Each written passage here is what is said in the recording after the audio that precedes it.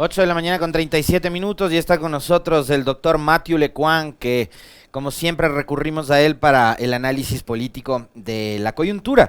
Y quizás empezar por esto último, ¿no? Mathieu, ¿cómo estás? Bienvenido, te saludamos Licenia Espinel y Alexis Moncayo. Esta decisión del gobierno de Guillermo Lasso de incorporar a Fausto Cobo como director del SNAI para controlar el sistema penitenciario a partir de toda esta crisis que se ha desatado en esta semana, pero que forma parte de una crisis que es estructural y que es sistémica y que se ha extendido durante los últimos años y que tiene ya desde 2017 hasta la fecha 229 personas asesinadas adentro de las cárceles. ¿Cómo asumir estas últimas decisiones y anuncios del gobierno? Bienvenido, buen día. Buenos días, Alexis, Liceña, gracias por la invitación. Bueno, yo creo que la crisis carcelaria y el nombramiento de Fausto Cobo hay que leerlo de dos formas. Una primera forma, el nombramiento de Fausto Cobo viene es otra vez un nombre que vemos desde los años 90, ¿no? Parece que a la derecha le hace falta una renovación de sus cuadros, porque los últimos nombramientos realmente es una... Como me gustó ese tuit de Alexis que decía, ya no es el gobierno del encuentro, sino del reencuentro. No hay renovación de los cuadros, parece. Vuelven personajes que existen desde los 90 y, digamos, no con una buena trayectoria política, digamos. Eso por un lado. Por otro lado, la crisis carcelaria hay que leerla también como de manera más global para definir un poco el gobierno de Guillermo Lasso. Lo que pasó ayer no es cualquier cosa, creo que el segundo evento con más muertes dentro de las cárceles después de lo de hace algunos meses con 80 muertos, que fue realmente espantoso. Bueno, lo de ayer hay menos muertos, pero es aún más espantoso por todas las violaciones tanto a policías mujeres, a una policía mujer y también a detenidas mujeres. Pero es un fracaso, digamos, por el momento de una de las prioridades del gobierno de Guillermo Lasso, ¿no? Acuérdense que el 24 de mayo, cuando se posiciona Guillermo Lasso, tiene su primera reunión a las 9 de la noche y todos, wow, un presidente que trabaja a las 9 de la noche y que ya no estábamos acostumbrados. Y es para el tema de seguridad. Y dentro de este tema de seguridad está el tema de la crisis carcelaria. Entonces, de nuevo, hay una falta de decisiones dentro de este gobierno que sí preocupa y que no es solo en el tema de seguridad, sino en otros temas, ¿no? Entonces, además, Guillermo Lasso desde este primer día insistió que tuvo varias reuniones del Consejo de Seguridad y vemos que no pueden arreglar, no logran, no digo que se arregla en 2 meses, pero que haya este evento ayer y antes de ayer ya, digamos, significa bastante.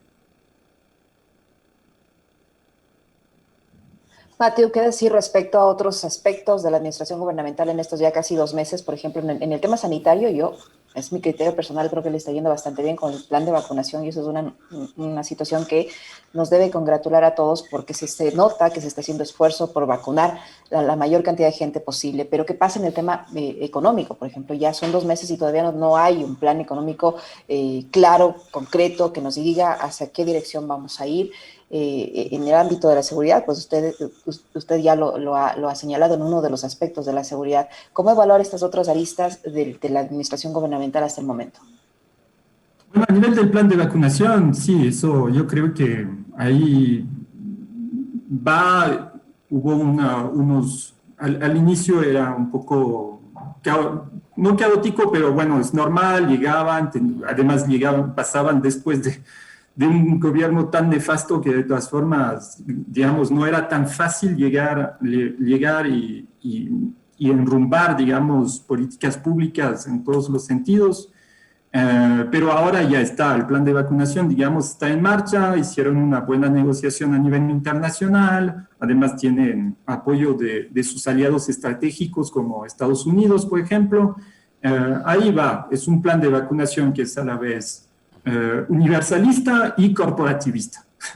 Universalista porque finalmente están vacunando a todo el mundo, incluso a extranjeros y extranjeras sin papeles, y eso realmente hay que descartarlo, hay que notarlo bueno, yo soy yo tengo mis papeles, pero como extranjero fui vacunado esta semana y realmente es un buen servicio, etcétera. Entonces, a la vez universalista, pero por otro lado corporativista. Es decir, finalmente los gremios acudir a la iniciativa privada, yo diría, ¿por qué no? Ya que permite avanzar más rápido, pero finalmente son los sectores que tienen más poder que lograron vacunarse primero. Entonces ahí hay una corporativización que hay que notar, que es así. Pero por otro lado, digamos, parece que este plan de vacunación va a arreglar todo, y no es real, y ese es un problema, ¿no? No puede ser que, digamos, la vacunación va a permitirnos vivir mejor, pero no va a arreglar ni la pandemia ni la pospandemia. Y para eso, por eso es importante después de 2 meses no hacer una evaluación, pero sí ver definiciones. Hasta ahora no hay un plan económico, ¿no? Que era la otra prioridad del gobierno de Guillermo Lasso, lo económico tributario. Entonces ahí no hay plan económico, que después de 2 meses a mí me parece grave, la verdad, no saber por dónde van a ir, pero sí hay definiciones, que eso es otra cosa. Es decir, vemos que finalmente a nivel económico hay una profundización de las políticas neoliberales del gobierno anterior, ¿no? Tanto a nivel de privatizaciones como a nivel, digamos, de la financiación. Pero, por ejemplo, sabemos que están renegociando con el FMI. ¿Qué está pasando ahí? Ahí es un tema nacional, digamos, deberíamos tener informaciones. Normalmente, el primer día de su gobierno, Guillermo Lasso tenía que mandar una ley tributaria. ¿Dónde está? De hecho, bueno, lo hablaremos después, pero se mandó solo una ley. La ley de comunicación, de paz. Sí, pero lo vamos a hablar después. Eso es, digamos, reforzar el bloque de poder que había desde el gobierno anterior. Digamos, eso, ¿no? y designar embajadores a gerentes de los medios que apoyaron en campaña, ¿no? Claro, pero cuidado, todavía no cualquier medios, son los medios comerciales de comunicación. No mandaron a alguien no sé, de los medios alternativos, de Wambra o de Pichincha Comunicaciones. Mandaron, digamos, la visión corporativa, la visión privada, la visión comercial de la comunicación, ¿no? Bueno, pero volveremos sobre el bloque de poder después, creo, ¿no? Uh-huh. Sigamos con esto de lo económico. Creo que ahí hay definiciones, particularmente en, firmar el convenio con el CIADI, seguir con el plan del FMI. Cambiar el modelo de negocios en los contratos petroleros. Exactamente. Eso es fundamental. Es decir, ellos van mucho más allá de las políticas neoliberales del gobierno anterior. E incluso con lo de la política de los hidrocarburos, de petróleo esencialmente, digamos, van mucho más allá de la neoliberalización de los años 90. Es decir, en los 80, 90 no llegaron a privatizar, o casi privatizar, digamos, a Petroecuador. aquí lo que quieren hacer es es un poco lo que pasó en Bolivia, por ejemplo, y en otros países latinoamericanos en los 80, 90, es realmente dejar la empresa pública petrolera digamos, en gestionar los campos petroleros. Y eso, entonces, debilitar a esta empresa pública vendiendo los campos petroleros, pero también todo lo que tiene que ver con ¿cómo se llama? Lo de Esmeraldas. La refinería de Esmeraldas, que iba a explotar en el gobierno de Moreno y que finalmente nunca explotó, ¿no? Sí, pero la refinería y también todas las gasolineras, ¿no? Eso es realmente, digamos, cuando digo que no renovaron los cuadros, tampoco están renovando sus ideas y su ideología política. Es una neoliberalización pura y dura, volviendo a los 80, 90 y profundizando, de hecho, esta política. Eso es lo que finalmente debería preocuparnos. Ahí sí hay definiciones claras, no hay un plan económico, no sabemos cómo finalmente van a crear empleos, cómo van a luchar contra el desempleo. Bueno, tenemos ya unas ideas a través de la precarización de lo laboral, pero digamos, no hay un plan económico, pero sí podemos ver esto, la profundización, digamos, de esta política neoliberal que finalmente va de la mano con, y eso hay que leerlo bien, con el bloque de poder que está, y las personas que están en el gobierno que vienen de la Fundación Ecuador Libre y también ahora cada vez más de la Fundación Cordes. La Fundación Cordes estaba viendo, y hay que ver quién está en la junta directiva. Están personas, el presidente de la Fundación Cordes es Osvaldo Hurtado, está Hidalgo, estaba Alexandra Vela, la democracia cristiana, ¿no? La democracia popular. Augusto de la Torre, Diego Ordóñez, Abelardo Pachano, bueno, etcétera, ¿no? El gobierno de Maguad en pleno, Matthew. Sí, pero exactamente, eso es finalmente, son dos tanques de pensamiento neoliberales que finalmente estos últimos años, sobre todo desde la Fundación Ecuador Libre, han profundizado su ideología neoliberal, ¿no?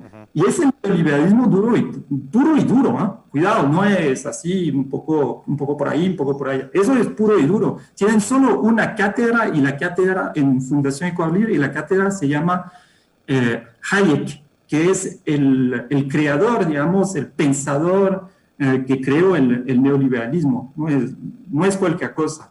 Bueno, es gente que no cree en la imposición de medidas graduales, sino van directo al shock, ¿no?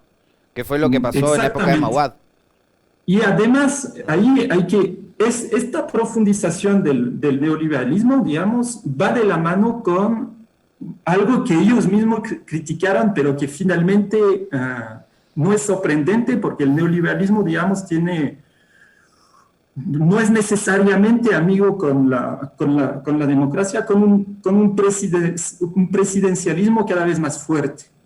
Finalmente, cuando estaba diciendo que este gobierno mandó solo un proyecto de ley en 2 meses en la Asamblea, eso quiere decir que es un gobierno que gobierna, perdón la redundancia, pero que gobierna por decretos, ¿no? Y con una figura fuerte que es la del presidente.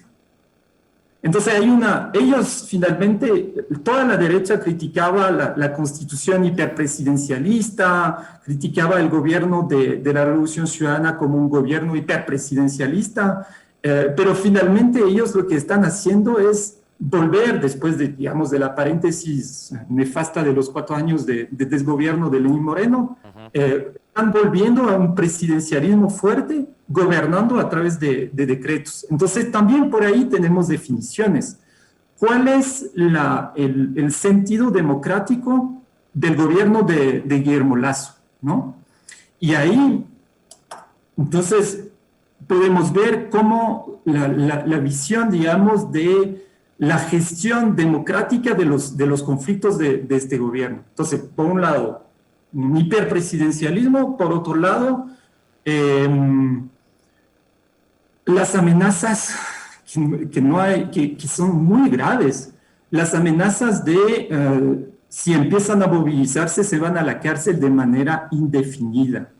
Pero es no respetar algo, no sé, algo básico del Estado de Derecho, que es justamente para privar de libertad a alguien hay que tener, digamos, algo, y además no puede ser de manera indefinida. No es posible, es realmente anticonstitucional, ¿no?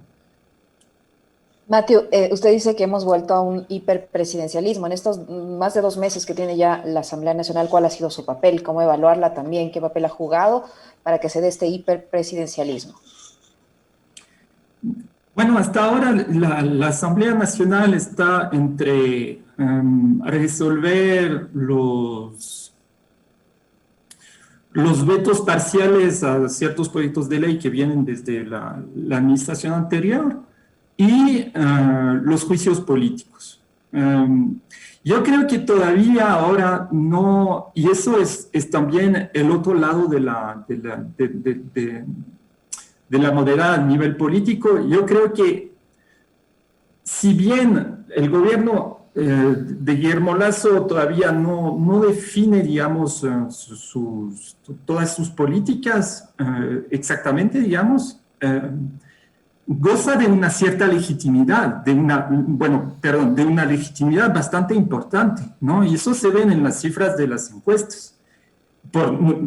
Sobre todo por lo del plan de vacunación y además por pasar después de Lenín Moreno, que no puede ser peor, digamos, a nivel de desgobierno estoy hablando. Entonces, yo creo que se ve lo mismo desde la Asamblea y no se define un bloque de apoyo y una oposición de manera bastante visible, ¿no? ¿Qué va a hacer Pachacuti? ¿Qué va a hacer la IDE? Entonces ahí vemos que van por un lado, por el otro, están dando señales al gobierno, pero al mismo tiempo a sus bases. Bueno, ahí estoy hablando sobre todo de Pachacuti, porque las bases de la IDE no sé si existen. Y igual desde la Revolución Ciudadana, digamos, pensaríamos que está en la oposición, pero es una oposición frágil en el sentido de que finalmente por el momento hay un repliegue en su propio movimiento, digamos. Están en lo de la convención, están intentando reconstruir un movimiento político, quizás están un poco, se ve que hay menos, la persecución está por el momento entre paréntesis, está un poco parada, entonces claro, es un alivio también para las y los principales dirigentes de la Revolución Ciudadana. Entonces, lo que estoy diciendo es que finalmente hay una indefinición política en este momento que es bien fuerte, tanto, digamos, dentro del gobierno, a pesar de que ya lo dijimos, vemos unas definiciones más o menos claras, como dentro de la Asamblea. Y entonces no podemos decir, bueno, la Asamblea, ¿qué está haciendo? Yo creo que ahí hay se está definiendo la correlación de poder y, digamos, los próximos meses dentro de esta institución. Y eso finalmente quizás se va a dirimir, todo eso quizás se va a dirimir a través de una consulta popular, ¿no? Veremos.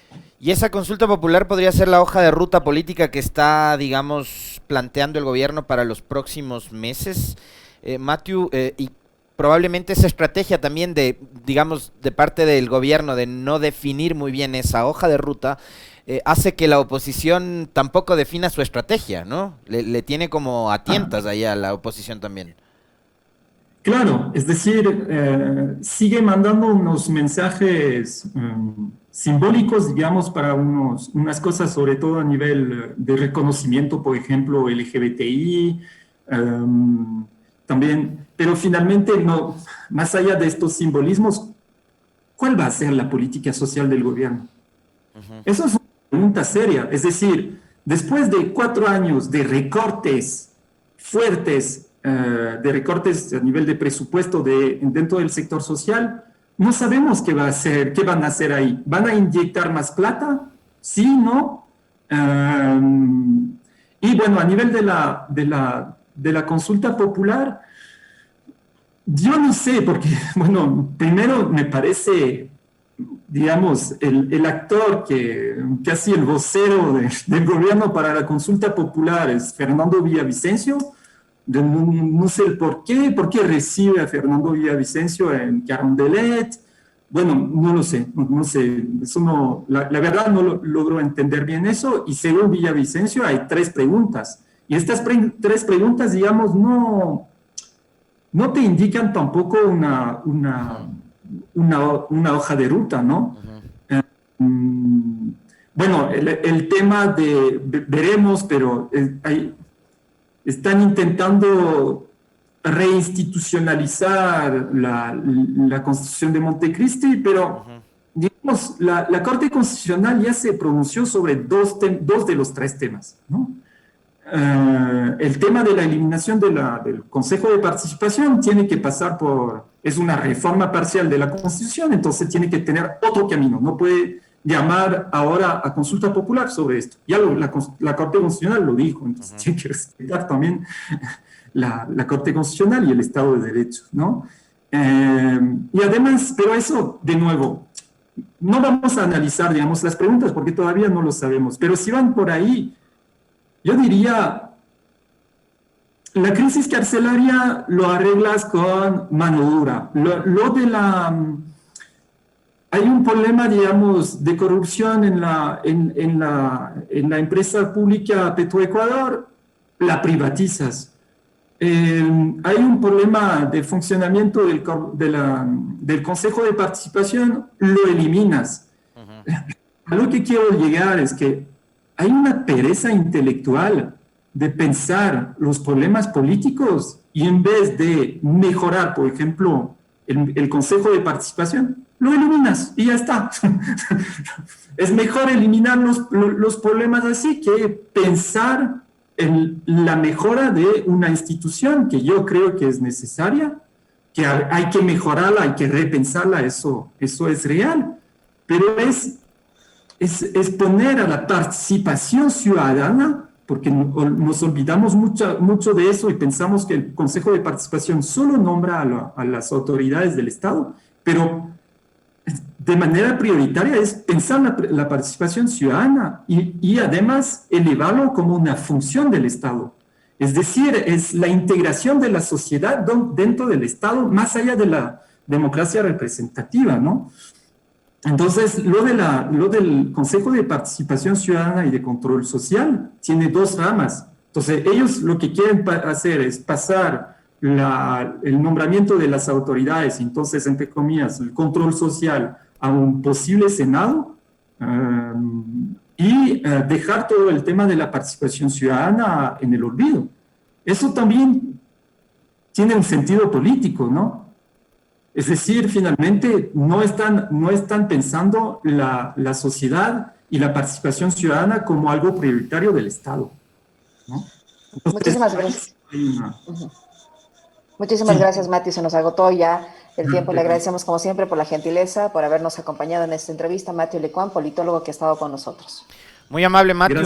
Me quedo con ese mensaje de que hay una pereza intelectual para poder abordar y solucionar los problemas. Por eso es que la solución para todo es elimino Cenecid, elimino esto, elimino lo otro, cierro acá, etcétera. Muy buena reflexión. Gracias, Mathieu. Un fuerte abrazo. Gracias. Hasta luego. Buen día. Lo propio. Muchísimas gracias a Mathieu. 9 en punto, Alexis. Tiempo de despedirnos. Hasta el lunes. Nos quitamos más tiempo. Que tengan una excelente jornada.